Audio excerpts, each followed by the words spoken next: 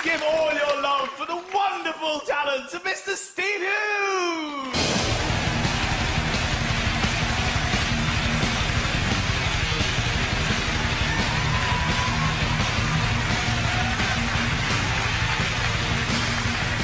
All right. Thank you. The rest of you relax. I'm thinking the same thing looking at you people. So.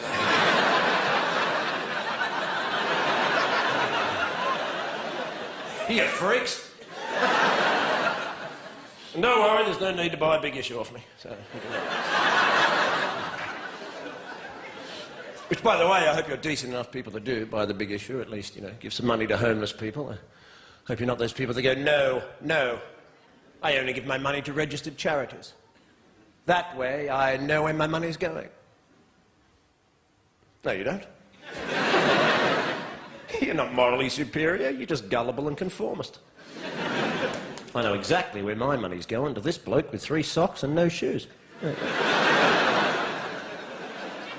And now it's going to the off-licence. Well, it's perfectly acceptable as far as I'm concerned. Well, that's their big moral high ground a lot of the time, you know. You don't give these people money. No. They'll just spend it on drink and drugs. Well, what do you think I was going to spend it on? Hypocrites.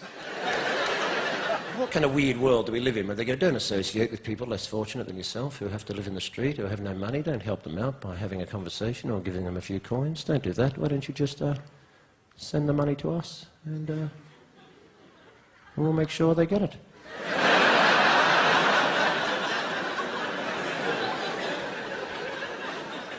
Anyway, it's wonderful to be. I'm from Australia, actually, although I have an English father, Australian mother. Some Scottish bloke said that makes me Welsh, so... Being in England for many years now, I understand, all of you, and myself included, we all have to live under the weird and oppressive regime of health and safety regulations. Which is very strange, isn't it? Because, you know... Remember in the old days, before health and safety? Remember when it was called common sense? Remember those days? Remember many years ago when you used to go, look, there's a great big deep hole. Will I step in it? No, I'll just walk around it like that.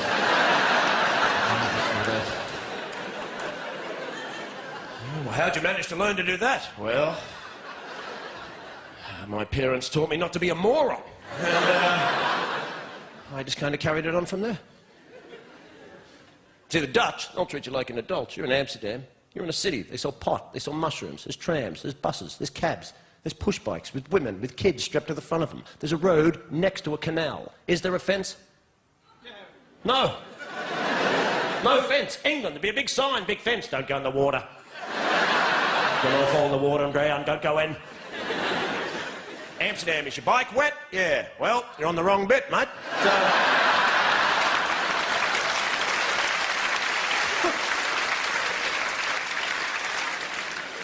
And then we have political correctness, which is the joy that is the other side of health and safety, which is health and safety, which is a small oppression of our physical movement, so we can't do anything without permission from the state.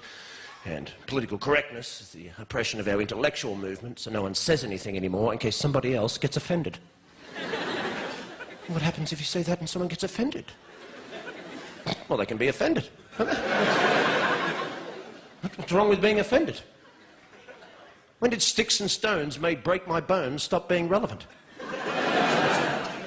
Isn't that what you teach children, for God's sake? That's what you teach toddlers. He called me an idiot. Don't worry about him. He's a dick. Now you have adults going, I was offended, and I have rights. Well, so what? Be offended. Nothing happens. You're an adult. Grow up. Deal with it. I was offended. I don't care. Nothing happens when you're offended. There's nothing... I went to the comedy show, and the comedian said something about the Lord, and I was offended. And when I woke up in the morning, I had leprosy.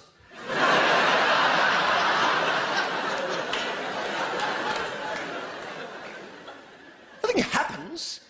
I want to live in democracy, but I never want to be offended again. Well, you're an idiot.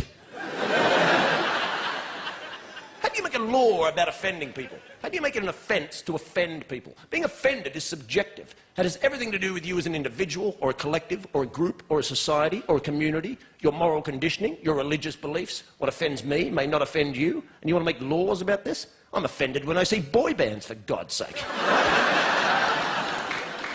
It's a valid offence. I'm offended. They're corporate shills posing as musicians to further a modelling career, and frankly, I'm disgusted. Right? But what am I going to do? Call the cops? Hello, it's me again. They're on the telly this time. 5 of them, that's it. Yeah, white suits dancing like girls, that's them. 5 minutes, I'll be out the front traumatised. Bye.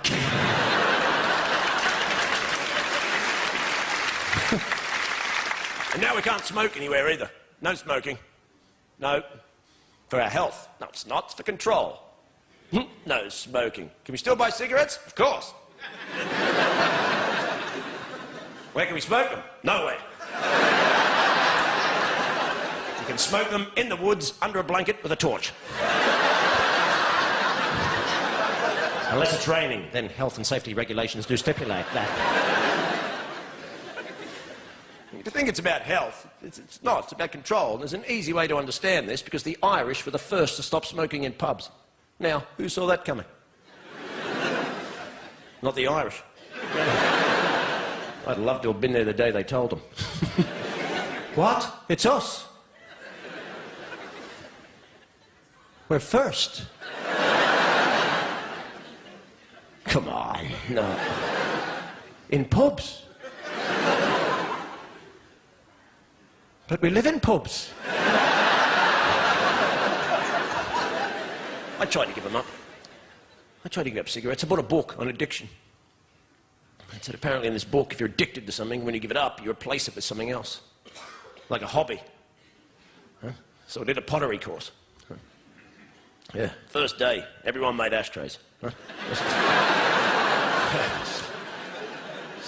It was a crap plan, you know, and very embarrassing after sex as well.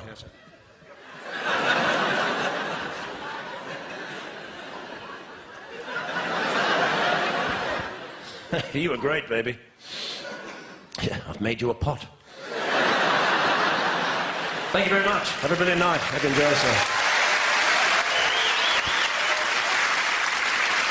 Well played, sir. Steve Hughes, ladies and gentlemen!